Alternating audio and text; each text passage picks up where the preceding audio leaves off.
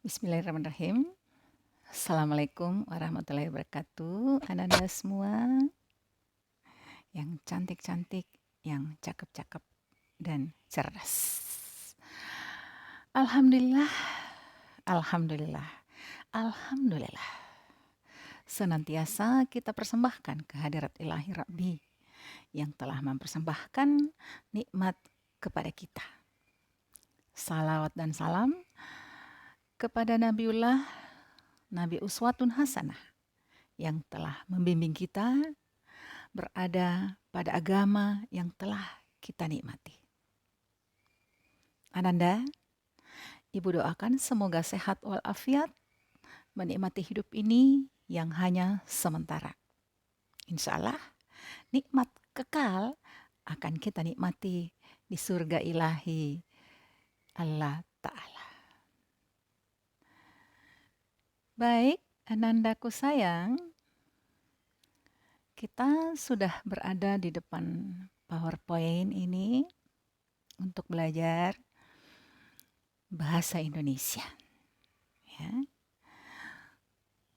Untuk belajar tentang struktur dan unsur kebahasaan pada teks prosedur. Ya.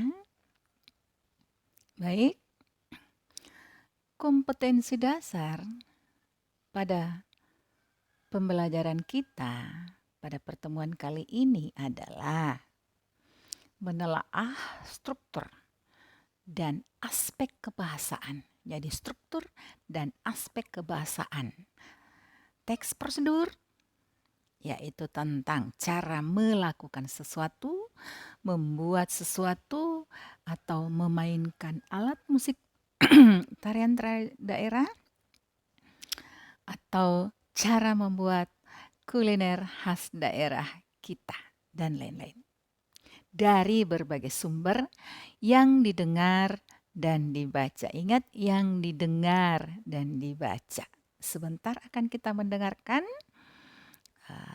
teks prosedur yang akan Ibu berikan pada video nanti. Nah, tujuan pembelajaran yang ingin kita capai dalam materi kita adalah ada banyak ya. Satu, menguraikan struktur teks prosedur dan ciri bagian-bagiannya. Kedua, menyimpulkan prinsip penggunaan kata, penggunaan kalimat, penggunaan paragraf pada teks prosedur. Ya. Yang ketiga dan keempat untuk PJJ ini, ya, tidak usah dulu kita telaah. Nanti ketika kita pertemuan nanti akan kita pelajari tentang ejaannya, pertemuan di kelas nanti. Kita lanjut menyebutkan rincian struktur teks prosedur. Berikut menguraikan ciri setiap bagian struktur teks prosedur, kemudian mengidentifikasi bagian-bagian struktur teks prosedur. Menentukan urutan langkah dalam teks prosedur yang urut. Berikut, melengkapi bagian yang rumpang pada teks prosedur. Memperbaiki penggunaan tanda baca ejaan dalam teks prosedur, kemudian menelaah penggunaan bahasa teks prosedur. Ya. Baik.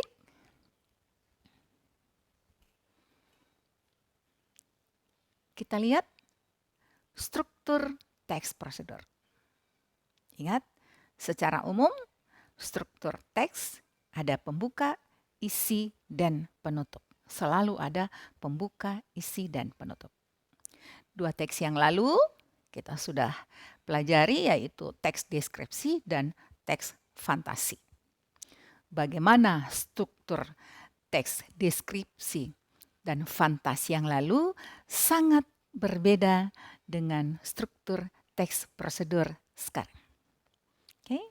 Ya, untuk teks prosedur pembukanya adalah tujuan. Tujuan kita memberikan teks tersebut. Apa tujuannya?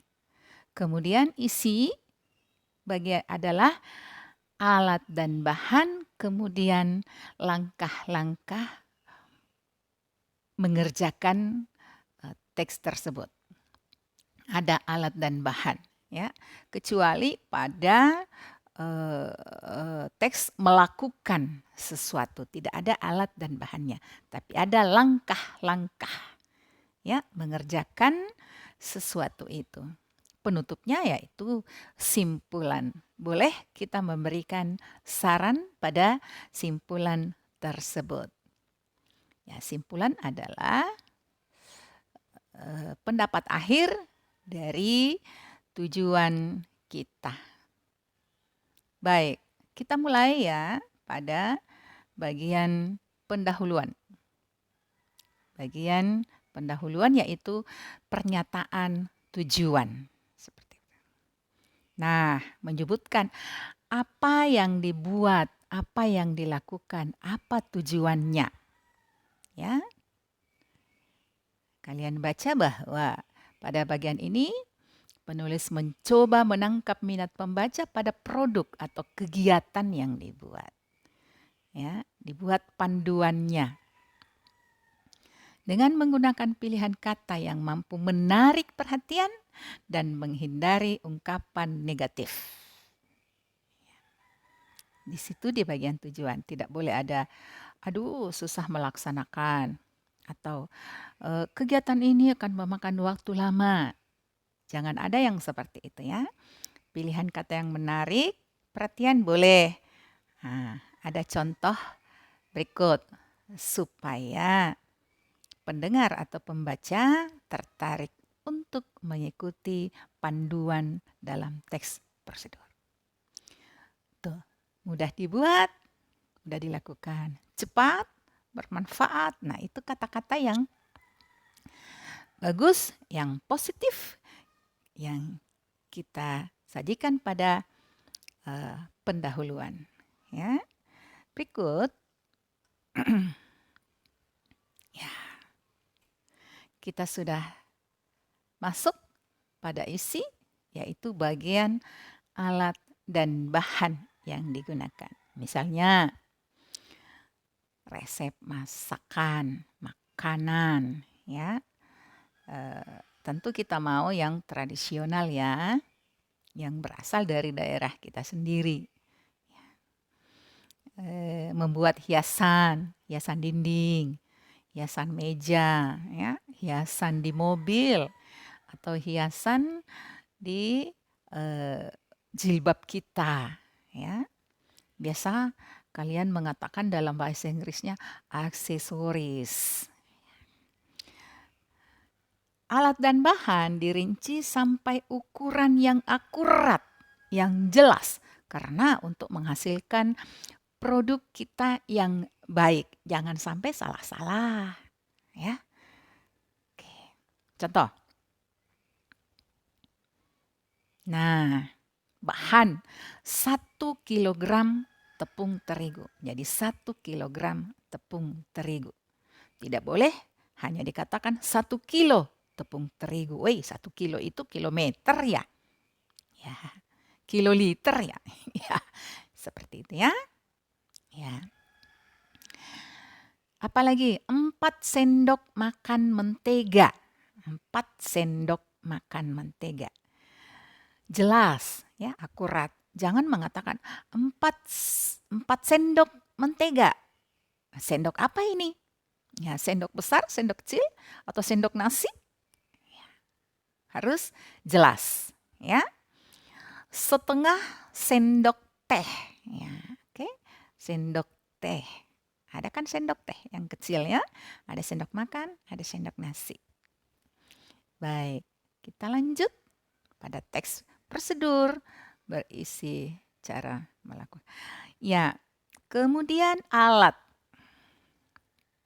alatnya juga harus jelas, akurat ya. Apa yang mau kita buat panduannya, yaitu misalnya kita mau membuat masakan, pasti ada kompor ya. Kemudian jelaskan wajankah atau panci atau pembakaran ya, sesuai dengan tujuan teks kita. Kemudian ada sutil ya atau sodet, ataukah memakai sumpit. Jadi pada alat juga harus jelas. Kalau perlu menggunakan berapa wajan, menggunakan berapa sutil ya. Baik. Pada teks prosedur berisi cara melakukan sesuatu tidak diperlukan alat dan bahan. Ya, seperti Ibu katakan tadi ya, melakukan sesuatu. Apa itu? Misalnya melakukan tarian Pakarena, tidak menggunakan alat dan bahan. Dalam tarian Pakarena ada kipas, ada selendang. Itu bukan alat. Ya, itu adalah properti tari. Ya. Kemudian ya, bagian langkah-langkah. Jadi alat dan bahan, sekarang langkah-langkah. Ya, dalam teks prosedur merupakan inti, ya, isinya inti dalam teks. Nah, ini harus urutan kronologisnya pas, ya, harus diperhatikan, ya, termasuk pada panduan untuk permainan-permainan, ya, misalnya bagaimana memainkan gitar, bagaimana memainkan drum, bagaimana memainkan sebuah alat, ya, atau permainan kamu, misalnya bagaimana permainan hadang, ya, permainan hadang, ya, ada aturan-aturannya, ada tahapan-tahapannya, baik. Nah, bentuk penyajian langkah, ya, ada dua. Boleh kita menguraikan paragraf menggunakan kata pertama, kedua, ketiga, dan seterusnya dalam bentuk paragraf. Boleh dalam bentuk penomoran. Ya, jadi boleh dalam bentuk paragraf, boleh dalam bentuk penomoran. Ya, kita lihat contohnya. Ya. Contohnya, oh, tidak boleh dalam contoh ini hanya menggunakan tanda-tanda. Ada bundal-bundalnya. Biasanya ada garis datar. Itu tidak boleh. Ya. Tidak boleh seperti itu. Harus menggunakan penomoran atau kata penghubung tadi itu. Nah, seperti ini. Tanda seperti ini. Ya, bagus. Ya, indah kelihatan, tetapi tidak diperkenankan menggunakan seperti itu. Ya, ini juga indah kelihatan, tetapi salah. Ya, ingat, jangan ada yang membuat tahapan-tahapan dengan tanda-tanda biasanya garis datar. Jangan, salah. Harus penomoran. Ya, boleh menggunakan kata penghubung. Ya, kata penghubung yang menyatakan waktu. Jadi ada 3 kata penghubung, 1 menyatakan waktu, ya, kemudian menyatakan urutan, ya, dan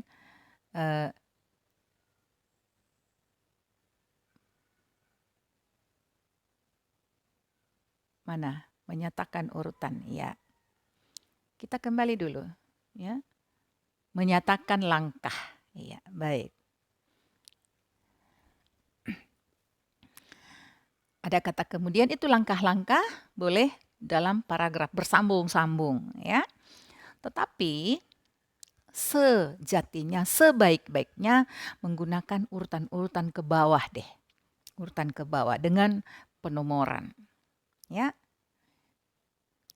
Nah, seperti ini. Pertama, bla bla bla bla.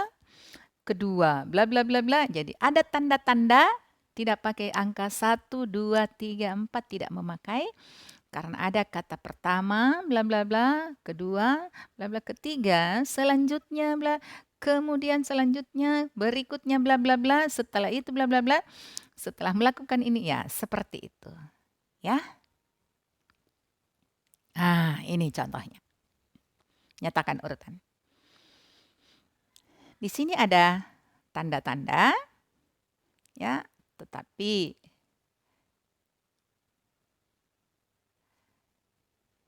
ada kata pertama, kedua, ketiga. Contoh.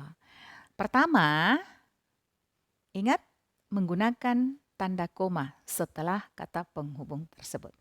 Pertama, masak tepung ketan dan cairan santan selama 30 menit.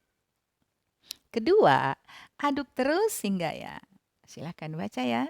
Ketiga, jangan ketiga, keempat, kelima, keenam, ketujuh. Gunakanlah kata penghubung lain yaitu selanjutnya, kemudian, setelah itu, terakhir, ya. Ya, seperti itu. Oke.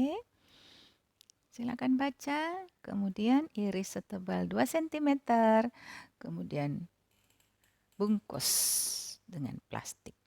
Setelah itu kemas dalam kardus kecil. Oke. Ya. Berikut kata penghubung yang menggunakan langkah, ada yang menyatakan tujuan. Supaya apa, untuk apa, ya, agar bagaimana, ya, ada kata-kata penghubung seperti ini di dalam teks prosedur karena kita memandu suatu kegiatan, ya. Tentu ada misalnya kita melakukan push up supaya apa, ya, untuk apa, ya. Baik, ada kata penghubung yang memberikan batasan, ya, seperti tadi ada kata sampai dan kata hingga, misalnya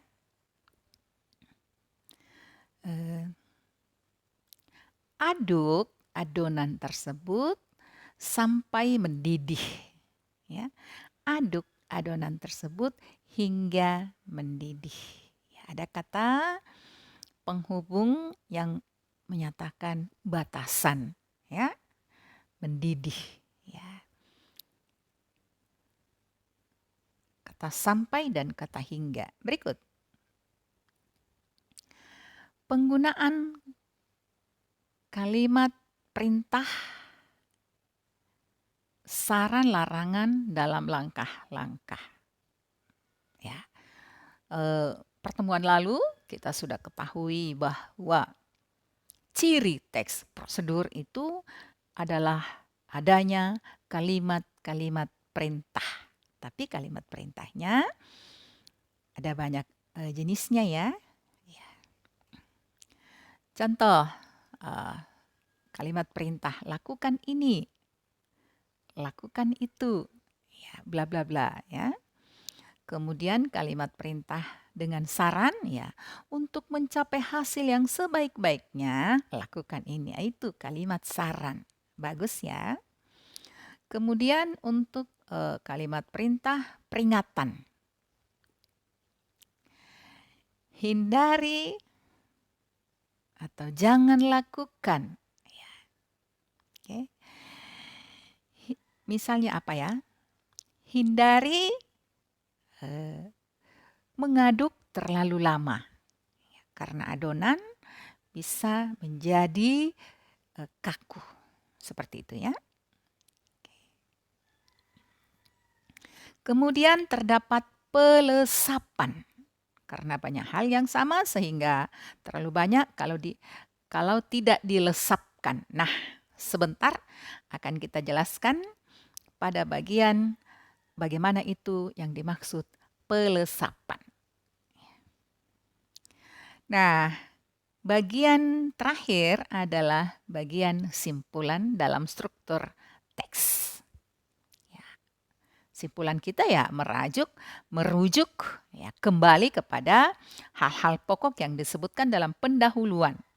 Ya, boleh mengulangi kembali kata-kata yang lain ya.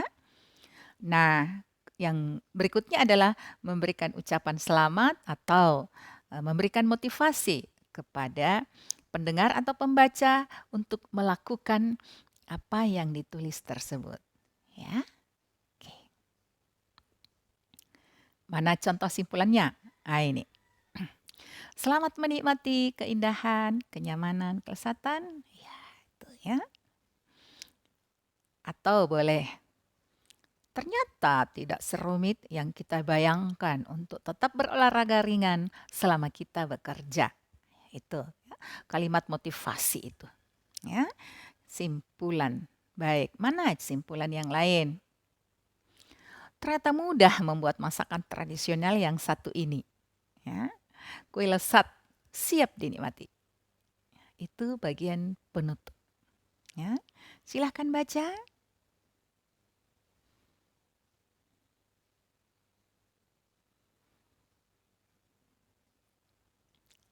Mana contoh simpulan yang lain? Ini. Ya. Memberikan motivasi. Ya. Tidak memakan waktu dengan ya. Bermanfaat, hemat, mengasihkan, menyenangkan, merangsang selera, lesat ya, seperti itu. Boleh kita memberikan komentar secara umum ya dalam simpulan kita. Anda akan bangga akan hasilnya atau kamu akan bangga akan hasilnya. Seperti itu ya. Anda menikmati pujian dari keluarga dan teman. Bagus sekali. Selamat mencoba. Ya. Itu komentar dari bagian penutup. Baik, sudah kita ketahui unsur struktur teks fantasi, yaitu berisi pendahuluan, isi, dan penutup.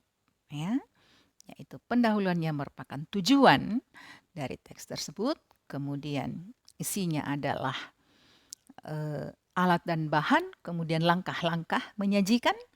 Yang ketiga, penutupnya berupa simpulan dan saran. Sekarang kita lanjut pada unsur kebahasaan teks prosedur. Berbeda ya dengan teks fantasi yang lalu. Teks fantasi menggunakan kalimat-kalimat langsung dan kalimat tidak langsung. Menggunakan narasi percakapan ya. Dalam unsur kebahasaan teks prosedur itu adalah kalimat-kalimat perintah dan sebagainya. Akan kita bahas berikut. Ya. Nah, ada penggunaan kalimat perintah, penggunaan bentuk pasif aktif, kalimat pasif, kalimat aktif, penggunaan batasan. Ada tadi ya dalam struktur penggunaan kata keterangan. Ini yang paling penting juga. Penggunaan kalimat saran dan larangan sudah ada tadi. Kita secara sepintas, kemudian penggunaan pelesapan ya, pelesapan. Kemudian penggunaan imbuhan akhiran. Ya. Baik. Kita mulai pada yang pertama yaitu penggunaan kalimat perintah. Ini dia.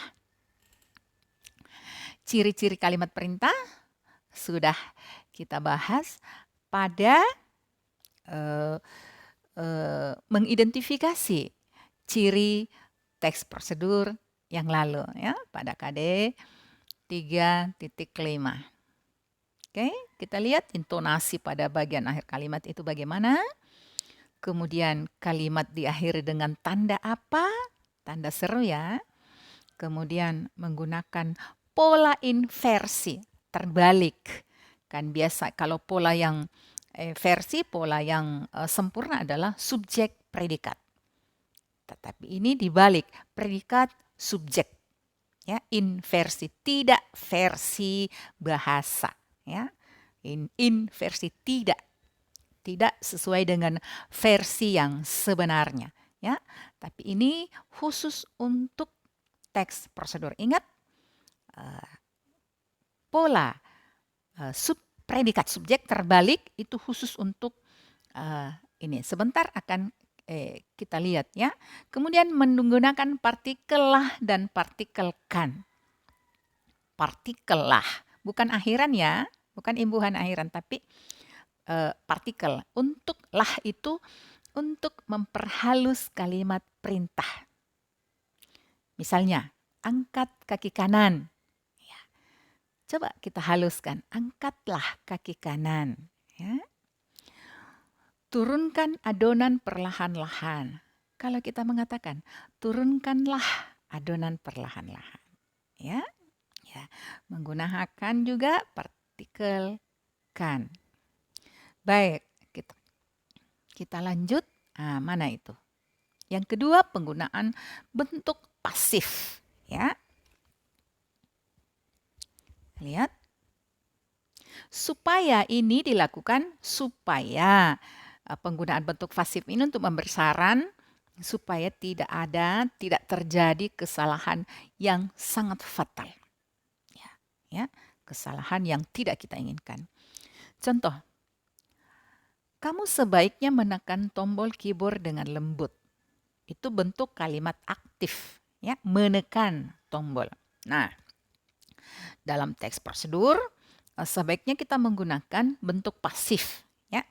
Coba lihat, tombol keyboard sebaiknya ditekan dengan lembut. Jadi ditekan dengan lembut. Jadi bukan, kita tidak menggunakan bentuk aktif yaitu menekan tombol, ya. Hanya untuk memberikan peringatan tambahan saja, ya. Tapi sangat penting berikut batasan. Ya. Penggunaan batasan ini dilakukan agar orang bisa melakukan seperti apa yang ditulis. Ya, persis apa yang ditulis dan persis apa yang dipandukan dalam teks prosedur itu. Kemudian harus rinci. Sudah dikatakan tadi bahwa 1 kilogram tepung terigu. Ya, rinci ya, 1 kilogram. Tidak dikatakan secukupnya, terigu secukupnya. Kita tidak tahu berapa itu secukupnya. Contoh, mana itu yang tanpa batasan? Itu. Angkat kaki kiri. Coba pakai batasan, batas. Angkat kaki kiri sehingga lutut. Kalau dinyatakan angkat kaki kiri, tidak tahu sampai kemana ini. Ya, coba. Angkat kaki kiri setinggi lutut. Contoh lagi yang di bawah. Turunkan terigu sambil mengaduk. Ya, turunkan terigu sambil mengaduk. Ini menurunkan terigu sekaligus atau setengah-setengah. Ya, jadi kita berikan batasan. Turunkan terigu sedikit demi sedikit sambil mengaduk. Jadi sedikit demi sedikit. Seperti itu ya. Ada batasan. Kemudian kita lanjut.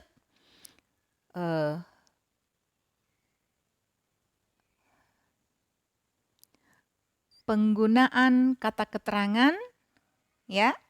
Ya, bagian keempat. Penggunaan kata keterangan. Ya, kata keterangan istilah dalam bahasa Indonesia adalah adverbia. Itu istilah bahasa Indonesia ya, bukan bahasa Inggris. Adverbia. Memberikan keterangan pada yang lain seperti pada kata benda atau verb. Kalau verb bahasa Inggris ya, kalau bahasa Indonesianya verba. Kemudian ataukah memberikan keterangan pada kata sifat. ya. Nah, kata keterangan ada 5, ada keterangan cara, keterangan alat tujuan, kuantitas, dan keterangan syarat. Baik, kita lihat satu-satu ya. Jadi belum kita melangkah ke penggunaan yang kelima. Kita hanya menjelaskan dulu tentang kata keterangan. Ada 5 kata keterangan ya. Nah, kita mulai keterangan cara. Ya, keterangan cara ditambahkan pada kegiatan atau peristiwa yang terjadi berupa kata dengan atau kata secara. Contoh, masukkan tepung secara perlahan ke dalam adonan. Atau masukkan tepung dengan perlahan. Itu cara ya. Pada kalimat paling bawah, masukkan tepung dengan perlahan ke dalam adonan. Itu adalah keterangan cara memasukkan adonan. Walaupun tanpa kata cara, tanpa kata secara. Ya. Dia hanya menggunakan kata dengan. Tetapi maksud kata keterangan dengan itu adalah menyatakan cara. Ya. Nah, contoh yang lain. Contoh yang lain, bungkuslah adonan dengan rapat. Maksudnya dengan cara rapat, tapi tidak ada kata cara. Ya. Talikan rafia dengan menyilang, dengan cara menyilang. Bunyikan secara serentak semua gendang. Boleh bunyikan dengan serentak. Ya. Jadi kata itu boleh kita pergunakan bergantian, tapi tidak boleh dipakai kedua-duanya. Ya, bungkuslah adonan dengan cara rapat. Salah satunya saja ya, karena sudah menunjukkan cara. Baik, kita lanjut pada kata keterangan yang kedua. Kata keterangan yang menyatakan keterangan alat. Ya, keterangan alat ini menjelaskan alat yang digunakan pada sebuah kegiatan. Ya, menggunakan kata dengan, menggunakan kata menggunakan, kemudian dengan menggunakan juga boleh. Ya, misalnya tari gambyong menggunakan selendang dalam beberapa gerakan. Lukis kain dengan menggunakan canting, ya. Itu keterangan alat, ya. Kemudian keterangan alat yang berikut. Nah, contohnya. Silakan baca.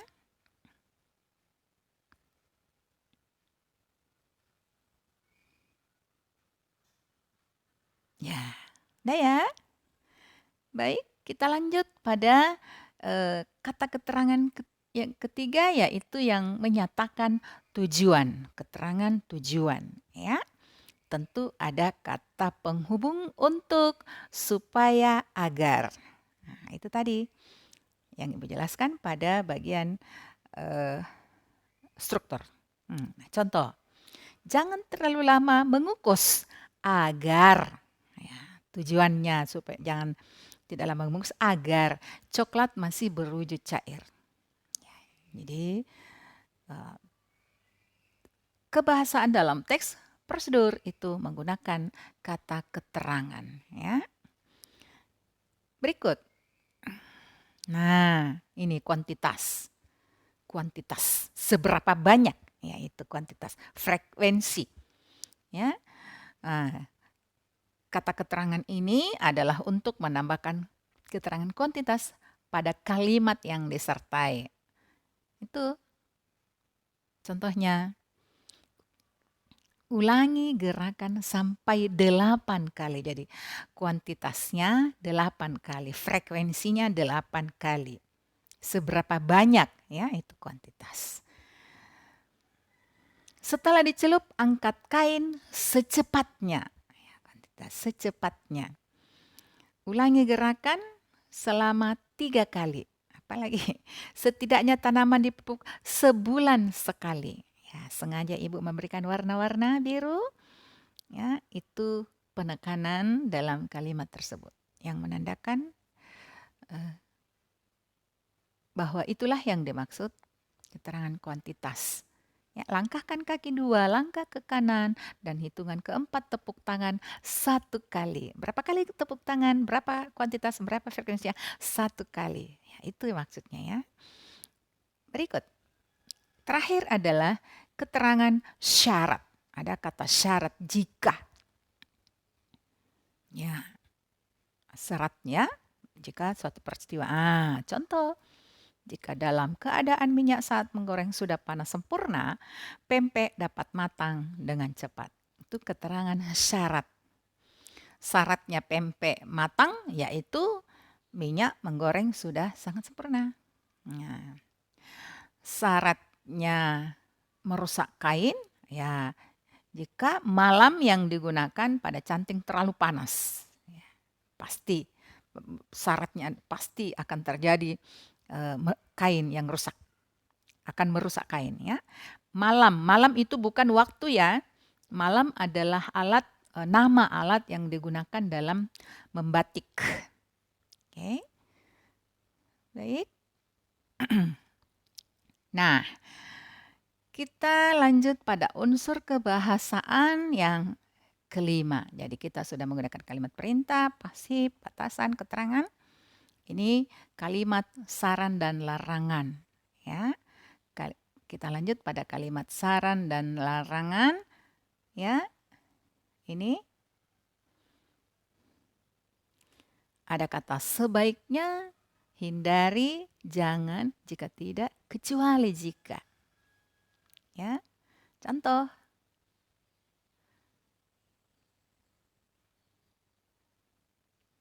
Ya, kalimat saran.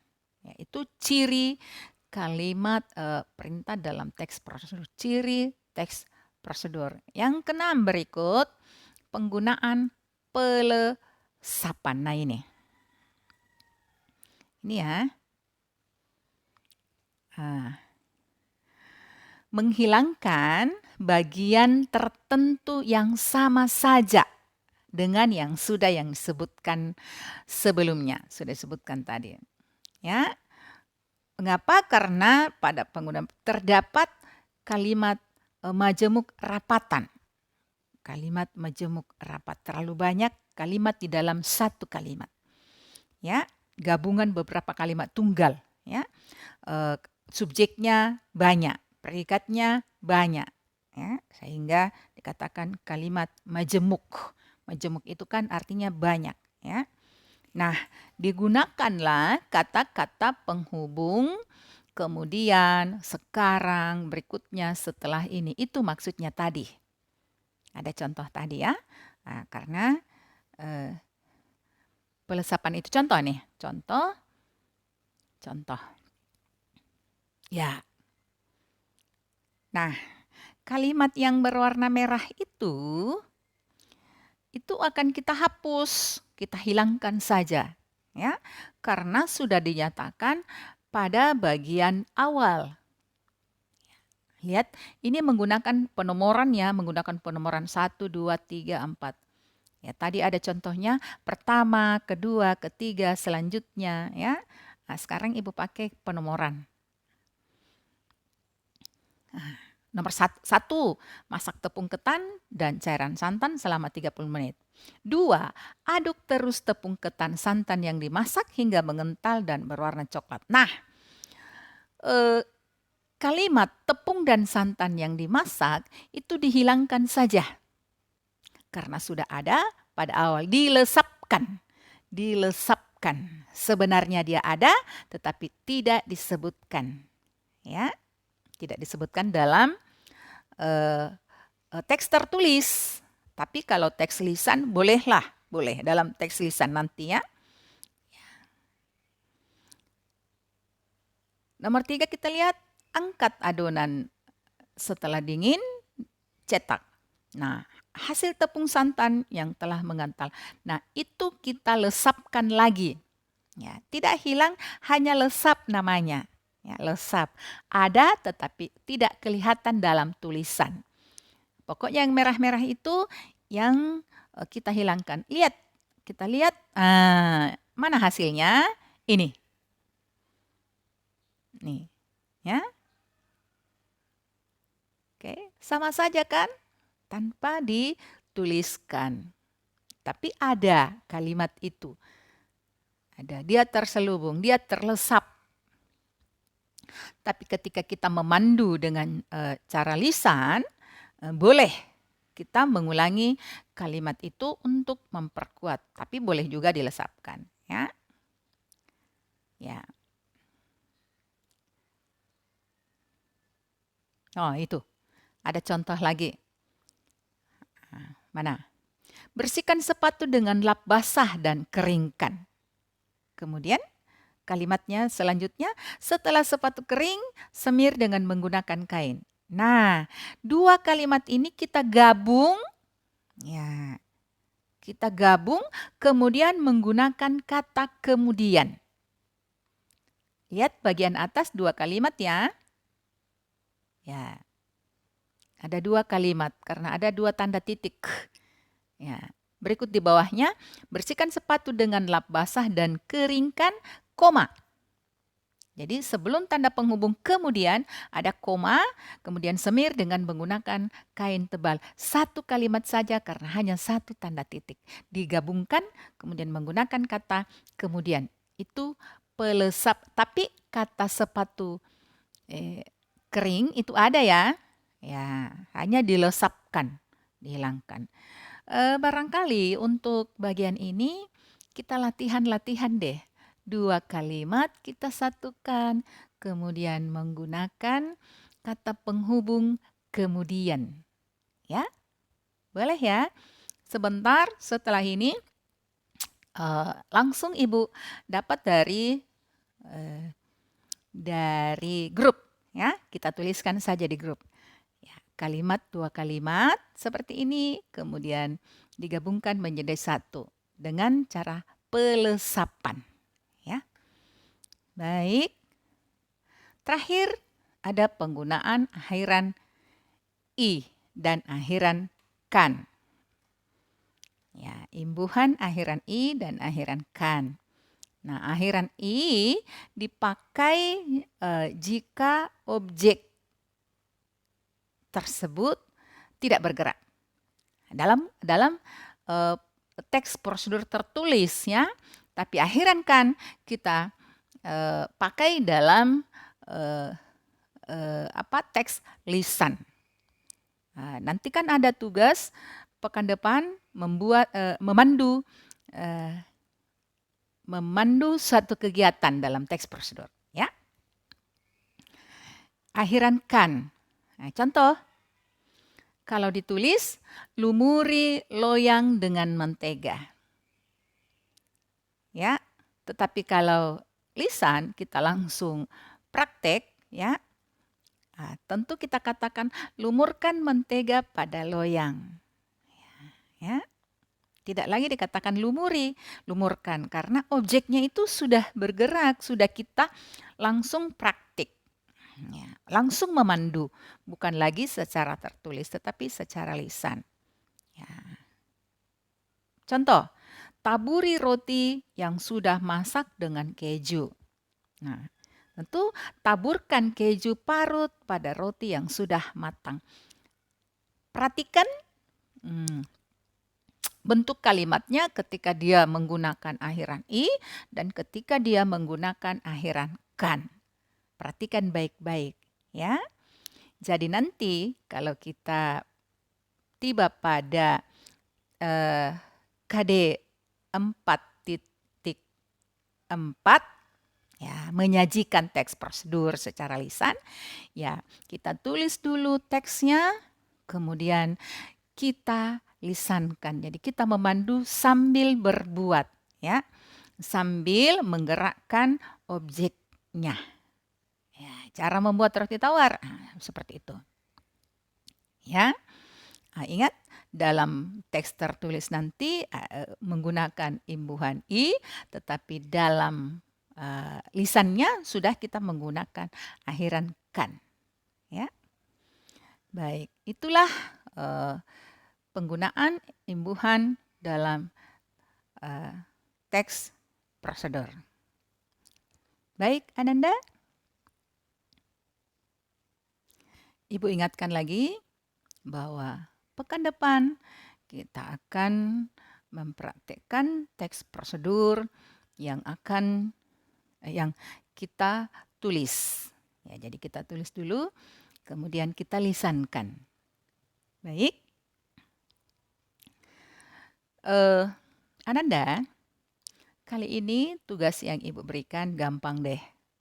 Ya, ada video tentang cara membuat teh dari daun bunga apa ya? Bunga Kamboja ya? Ya, kemudian ada itu secara lisan teks prosedur atau panduan cara membuat teh. Kemudian kita buat secara tertulis. Ya, ingat bagaimana kebahasaan dalam teks tersebut ketika ditulis, ya, yang baru saja kita pelajari. Baik Ananda, selamat menikmati pembelajaran kita hari ini. Insya Allah berkah, bermanfaat untuk kita semua, bermanfaat untuk dunia akhirat kita. Baik, wabillahi taufik wal hidayah. Assalamualaikum warahmatullahi wabarakatuh. Sampai jumpa.